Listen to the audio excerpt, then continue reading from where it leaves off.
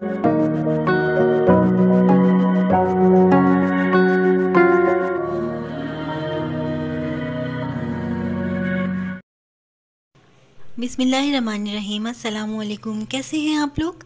उम्मीद है आप सब लोग ठीक होंगे, खैरियत से होंगे और अल्लाह ताला की अमान में होंगे।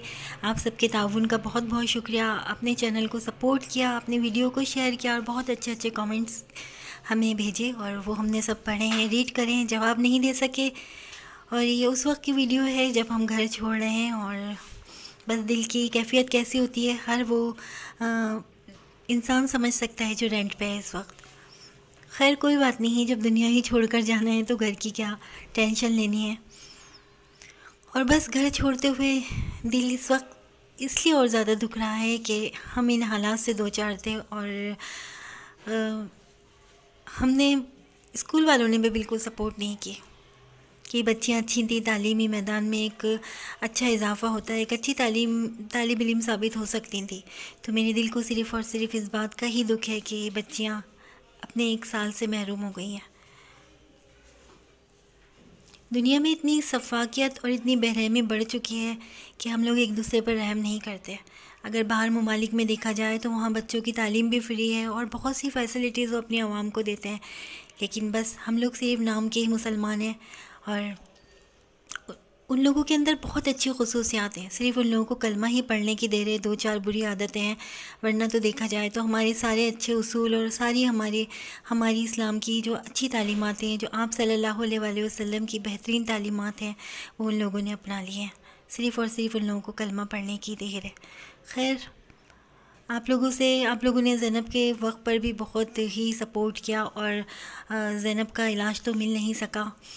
बहुत ज़्यादा हमने उस वक्त भी कोशिश की और ये बस एक चैनल है हमारे पास, अल्लाह ताला का दिया हुआ एक तोहफ़ा है और इसी के सहारे इंशाल्लाह हम अपना बाकी वक्त अपना जो भी टाइम है गुजारेंगे बुरा वक्त। हम चैनल का मकसद ये नहीं है कि हम इस चैनल के रेफरेंस किसी से पैसे मांग रहे हैं या हमें किसी की हेल्प की ज़रूरत है। बस इस चैनल को अल्लाह पाक इतनी तरक्की दे दे कि इसकी इनकम के ज़रिए जो हमारे माली हालात बेहतर हो जाएं। और देखा जाए तो ये सब अल्लाह ताला के हुक्म से ही बना है, वरना तो कहाँ इतनी जल्दी चैनल ग्रो होते हैं।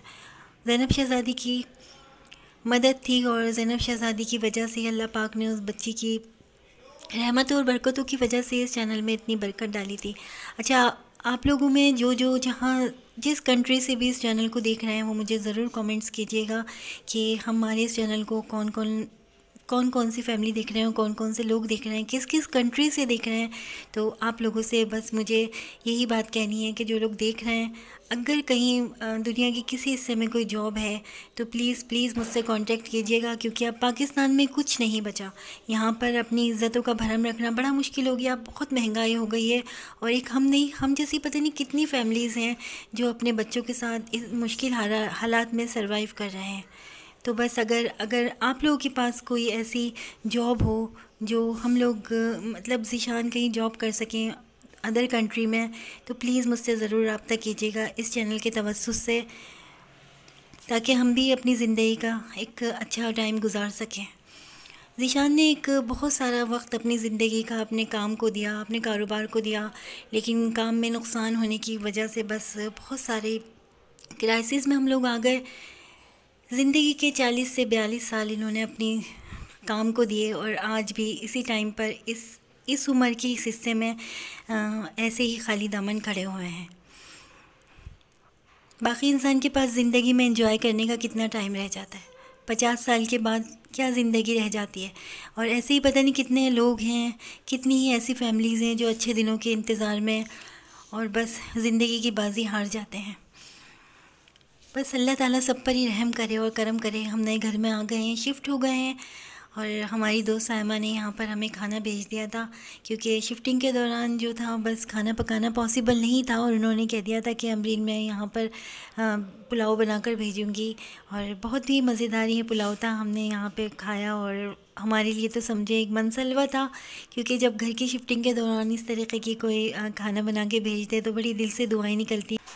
बस सारा सामान जगह पर रख दिया था और किचन भी काफ़ी हद तक सेट हो गया था। अब कमरों की बारी है, क्योंकि हम अपने फर्नीचर सेल आउट कर चुके थे, तो बस कपड़े कैसे रखने हैं, कैसे मैनेज करना है, आगे आप देखते रहिएगा कि कैसे हम लोग मैनेज करेंगे कार्टन में, और कुछ कुछ कपड़े कट्टों में रख दिए जाएंगे। इंशाल्लाह सदा वक्त एक जैसा नहीं रहता, अच्छा वक्त भी ज़रूर आएगा, और ज़िंदगी में उतार चढ़ाव आते ही रहते हैं। इंसान जब तक अपना हौसला नहीं खोता उस वक्त तक समझ ले उसने कुछ नहीं खोया। तो अभी हमारे अंदर हौसला है, अज़म है और इतनी सारी दुआएं हैं, तो मैं नहीं समझती कि हमने कुछ खो दिया। इतनी सारी दुआएं हमें मिल गई हैं, इतनी सारी लोगों की सपोर्ट है, आप लोगों की, और जब तक अल्लाह नहीं चाहता जब तक कुछ होता भी नहीं है। तो ये अल्लाह की ही मेहरबानी है जो अल्लाह ताला ने आप लोगों के दिलों में हमारी मोहब्बत डाली है, और आप लोग इतनी तड़प के दुआएं कर रहे हैं।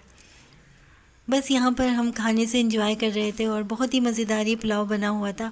ज़ीशान तो गए हुए थे नीचे किसी काम के, उसमें मतलब मेंटेनेंस का यहाँ पे सब देखना था, पानी का हिसाब सेट करना था। ऐसा लग रहा है कि बस ज़िंदगी उलट पुलट का शिकार हो गई, जहन कुछ काम ही नहीं कर रहा। ये सारे बर्तन इसमें से कहाँ क्या करूँ? तो डिवाइडर भी नहीं है, अलमारी भी नहीं। बेटा सब अच्छा हो जाएगा, टेंशन ले लो, सब अच्छा हो जाएगा। मैं ऐसा करते हैं, ये सारे बर्तन इसमें से निकाल कर बर्तन एक जगह कर लेते हैं ना। वो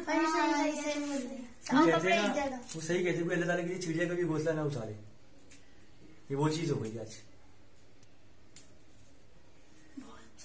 अब इसको कैसे मैनेज करोगे सारी चीजों को? नहीं, कर लेंगे। और यहाँ पर हम अपना सामान सेट कर रहे थे, बर्तनों को भी कार्टन से निकाल कर, क्योंकि इसमें कपड़े रखे हुए थे अलमारी के, और सारा सामान निकालने के बाद जो है वो एक कार्टन में हम कपड़े रख देंगे और एक कार्टन में हम ये सारे बर्तन रख देंगे। आज तो वैसे भी नए साल की आमद है, और इस नए साल के मौके पर बस हमारी शहज़ादी ही हमारे पास नहीं है। शहज़ादी ज़ैनब की बहुत कमी महसूस होती है। सोचा भी नहीं था कि जब ये साल होगा तो शहज़ादी ज़ैनब हमारे दरमियान नहीं होंगी, और पता नहीं कितने लोग हैं जो इस दुनिया से जा चुके हैं। पिछला साल न जाने कितने कितने लोगों के सहारे छीन चुका है, कितने सारे लोग इस दुनिया को खैर बात कह चुके हैं। बस दुआ है कि जब ये नया साल, आज एक नए साल का दिन है, एक पहला दिन लग जाएगा, नए साल की शुरुआत हो जाएगी, तो बस यही दुआ है कि ये साल सबके लिए बहुत अच्छा साबित हो। इन मुश्किलात से लड़ रहे हैं, और पता नहीं है कि आने वाला दिन हमें और कितने मसलों से ये भी परीक्षा ये भी निकालो। ये देखो तुम्हारी ये मेडल क्या कहते हैं? फेंक दे अम्मा, इनका कोई फायदा नहीं है, मेरा साल जाया हो चुका है, अब इनका कोई फायदा नहीं है, इन्हें मैं फेंकने जा रही हूँ। पागल हो रही हो, इधर दो बरीशा। अच्छा दो बेटा, गुस्सा नहीं करते, अल्लाह मियां कर दे। साल से जाया हो चुका है मेरा, जिसे फेंक दे, इनका कोई फायदा। मेरा बच्चा दे दो, इधर दो, मैं उसमें रखूंगी।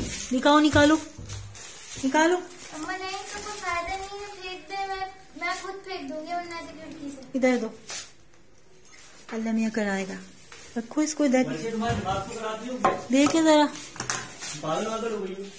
इंशाल्लाह मैं पढ़ाऊंगा, तुम लोग को टेंशन ले, खबर करो, इंशाल्लाह सब अच्छा हो जाएगा। आओ, परेशान नहीं हो, सब अच्छा हो जाएगा बेटा।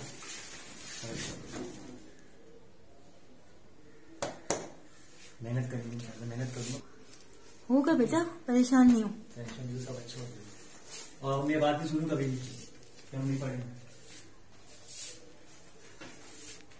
परेशान नहीं होते बेटा, इतना वो थोड़ी होते हैं इमोशनल। मेरी बच्चियों की मेडल है, ये सेकंड आई थी, इसको रखो, कोई बात नहीं। लोगों के बड़े बड़े नुकसान हो जाते हैं जिंदगी में।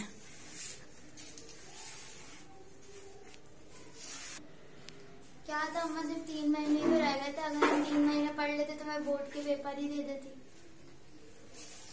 चलो कोई बात नहीं, जब जिंदगी में किसी काबिल हो ना, तो कोई बच्चा ऐसा मुस्तहिक हो तो तुम उस अपना इस दर्द को लेके आगे बढ़ना, ठीक है? उसको तुम पढ़ाना, ये बहुत बड़ा सदका जारी है। जब अल्लाह तुम्हें किसी काबिल करे ना, आज ये अज़म कर लो कि जब तुम किसी काबिल होगी ना, अपने इस दर्द को सामने लेकर तुम उन बच्चों को तालीम दिलवाना कि अल्लाह ने तुम्हें इसलिए दर्द दिया होगा। चलो टेंशन नहीं लो, अभी काम। स्कूल वालों ने भी तो स्कूल वाले कर लेते, उनको तो वक्त पे पैसे चाहिए बस। बेटा सारी दुनिया में यही सब वाक़ियत है इस वक्त। असल में मजबूरियों को नहीं समझते, कोई किसी की मजबूरियों को नहीं समझता। चलो कोई बात नहीं, बच्चों की भी सेल्फ रिस्पेक्ट मुतासिर होती है। कहते हैं 2 दिन लेट हो गया तो क्लास से वो कहते हैं भाई बाहर निकाल दो। चलिए जी, अब आपसे हम इजाज़त चाहते हैं। अपना बहुत सारा ख्याल रखिएगा, चैनल को सब्सक्राइब करते रहिएगा। अल्लाह हाफिज़।